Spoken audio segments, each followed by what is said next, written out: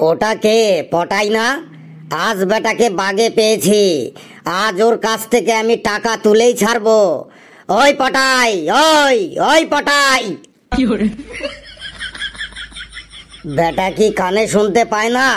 ওই পটাই, ওই এইদিকে আয়, ওই পটাই। কিছু বলছেন কাকা? তোকে তো আজকাল দেখাই যাচ্ছে না। কেন দেখা যাচ্ছে না? আমি কি মহাকাশে চলে গেছি নাকি আমি ভূত হয়ে গেছি যে আমাকে আর দেখা যাচ্ছে না? আমি তো আপনাকে প্রতিদিনই দেখি। তুই আমাকে প্রতিদিনই দেখিস, কিন্তু আমি যে তোকে একদিনও দেখতে পাই না। ওটাই এই প্রকৃতির নিয়ম কাকা। ধার বাকিতে মাল দেওয়ার পর দোকানদার আর কাস্টমারকে দেখতে পায় না, কিন্তু কাস্টমার ঠিকই দোকানদারকে দেখতে পায়। থাক, আর বড় বড় জ্ঞানের কথা বলতে হবে না। দে, আমার টাকা দে। টাকা আমি দেব না তো বলিনি, অত মেজাজ দেখাচ্ছেন কেন? মেজাজ দেখাবো না? তোর কত টাকা বাকি হয়েছে তুই জানিস? কত টাকা শুনি? 11,372 টাকা। সামান্য 11,372 টাকার জন্য এত মেজাজ? এটাকে তুই সামান্য টাকা ভাবছিস? তোর বাকি লিখতে লিখতে আমার বাকির খাতার পাতা শেষ হয়ে গেছে। কি বললে? তোমার বাকির খাতার পাতা শেষ হয়ে গেছে? চিন্তা করো না, কালই আমি পাঠিয়ে দেব। ঠিক বলছিস তো? কাল টাকা পাঠাবি তো? না না, নতুন খাতা পাঠিয়ে দেব। কি বললি? বললাম কালকে আমি তোমাকে নতুন ধারের খাতা পাঠিয়ে দেব, তুমি শুধু লিখে যাবে। দেখ, তুই আর আমার মেজাজ গরম করিস না, তুই আমার টাকা দে। কুল ডাউন কাকা, কুল ডাউন। আমি এখন চাকরির ইন্টারভিউ দিতে যাচ্ছি, চাকরিটা পেলেই তোমাকে তোমার টাকা সুদে আসলে ফেরত দিয়ে যাব। তোর মনে হয় যে তুই চাকরি পাবি? কেন পাবো না?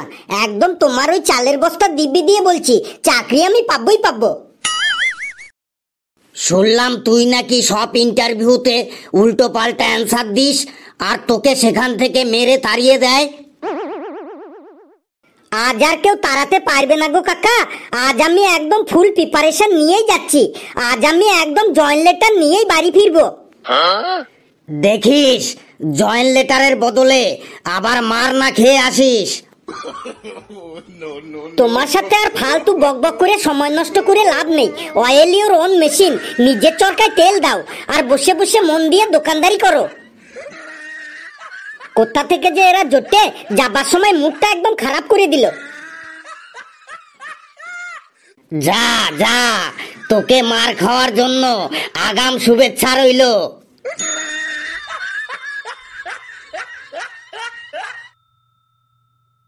নেক্সট পেশেন্ট চলে আসুন। বলুন আপনার সমস্যাটা কি? ডাক্তার বাবু, আমার আর্থিক সমস্যা, মানে ফিনান্সিয়াল প্রবলেম। আর্থিক সমস্যা? তার মানে ব্যাপারটা একটু খুলে বলুন তো। খুললে যখন বলতে বললেন তখন খুললেই বলছি। ওই আপনি পেপারে অ্যাডভার্টাইজ দিয়েছিলেন না যে আপনার একজন বিশ্বস্ত কম্পাউন্ডার চাই, তো আমি এসেছি আপনার বিশ্বস্ত কম্পাউন্ডার হতে। ও আচ্ছা আচ্ছা, তা তোমার এডুকেশনাল কোয়ালিফিকেশন কি আছে? স্যার এডুকেশনাল কোয়ালিফিকেশন মানে মানে মানে স্যার একটু বাংলায় বলবেন, সেটা আবার কি? মানে তুমি কোন পর্যন্ত পড়াশোনা করেছো? স্যার আমি হলাম এমবিবিএস। বাহ বাহ বাহ, তুমি এমবিবিএস? তাহলে তুমি এখানে কম্পাউন্ডারগিরি করতে এসেছো কেন? তুমি তো নিজেই একটা ডাক্তার চেম্বার খুলে বসতে পারো। স্যার আপনি আমাকে যে এমবিবিএস ভাবছেন, আমি সেই এমবিবিএস নই। তাহলে তুমি কি এমবিবিএস? স্যার আমি হলাম এমবিবিএস মানে মা বাবার বেকার সন্তান। প্রথমেই তুমি আমার সাথে ফাজলামি করছো। তুমি জানো আমি 3 পুরুষের ডাক্তার। স্যার আপনি 3 পুরুষের ডাক্তার? তার মানে এটা তো বুঝলাম না। তার মানে হলো আমি এমবিবিএস ডাক্তার, আমার বাবা ছিলেন আরএমপি ডাক্তার, আর আমার দাদু ছিলেন ডিএমএস ডাক্তার। ও স্যার, এবার বুঝেছি। তার মানে আপনি মানুষকে খুব ভোগান। আপনার বাবা ছিলেন রুগী মারা পণ্ডিত, আর আপনার দাদু যাকে ধরতো সেই মারা যেত। ব্যাপারটা তো বুঝলাম না, তুমি কি বলতে চাইছো? ব্যাপারটা খুবই সিম্পল। ব্যাপারটা হলো আপনি হলেন এমবিবিএস ডাক্তার। এমবিবিএস মানে হলো মানুষকে ভোগাতে ভোগাতে মারা। আপনার বাবা ছিলেন আরএমপি ডাক্তার। আরএমপি মানে হলো রুগী মারা পণ্ডিত। আর আপনার দাদু ছিলেন ডিএমএস ডাক্তার। ডিএমএস মানে হলো ধরা মাত্রই শেষ, মানে আপনার দাদু যাকে ধরতো সেই শেষ হয়ে যেত। এই তুই কি বললি রে? এমবিবিএস মানে মানুষকে ভোগাতে ভোগাতে মারা, আরএমপি মানে রুগী মারা পণ্ডিত, ডিএমএস মানে ধরা মাত্রই শেষ। এই তুই বেরো ওখান থেকে। ও স্যার, অত রেগে যাচ্ছেন কেন? রাখবো না, তুই যা কথা বলছিস তাতে তোকে এখনো মারধর করিনি, এটাই তোর ভাগ্য। নিন স্যার, ওসব কথা বাদ দিয়ে এখন ইন্টারভিউ নিন, ইন্টারভিউ। তুই যে কম্পাউন্ডার হবি তা তোর ডাক্তারি সম্পর্কে কোনো জ্ঞান আছে? আছে মানে? ডাক্তারি সম্পর্কে আমার অনেক জ্ঞান আছে। বেশ, তোর ডাক্তারি সম্পর্কে কি জ্ঞান আছে শুনি। বলছি স্যার, কারো যদি হাতে পায়ে কেটে যায় তাহলে সেই কাটা জায়গায় সাথে সাথে দুব বা ঘাস চিবিয়ে লাগিয়ে দিলে সাথে সাথে রক্ত বন্ধ হয়ে যাবে। কোথাও যদি গুঁতো লেগে কারো যদি ব্যথা লাগে তাহলে সাথে সাথেই সেখানে থুতু দিয়ে একটু ডলে দিলেই হবে, তাহলেই ব্যথা বন্ধ হয়ে যাবে। কারো যদি রাতে ভালো করে ঘুম না আসে তাহলে তাকে বেশি করে পান্তা ভাত খেতে হবে। পান্তা ভাত খেলেই দমে ঘুম চলে আসবে। মাথায় যদি বেশি উকুন হয় তাহলে মাথায় কাদামাটি মেখে চান করলেই হবে, সব উকুন একদম মরে যাবে। এই তুই থাম। দুব্বা ঘাস, থুতু, পান্তা ভাত, কাদামাটি এইসব দিয়ে তুই আমার এখানে রুগীদের ট্রিটমেন্ট করবি? তোকে কম্পাউন্ডার রাখলে তো আমার এই চেম্বার দুদিনেই বন্ধ হয়ে যাবে। স্যার, কেন বন্ধ হবে? আমি তো আয়ুর্বেদিক পদ্ধতিতে ট্রিটমেন্ট করব। ওষুধের জন্য রোগীদের কোনো টাকাও লাগবে না, আবার কোনো সাইড এফেক্টও হবে না। বেশ, দেখি তোর কত বুদ্ধি আছে আর তুই ডাক্তারি সম্পর্কে কি জানিস।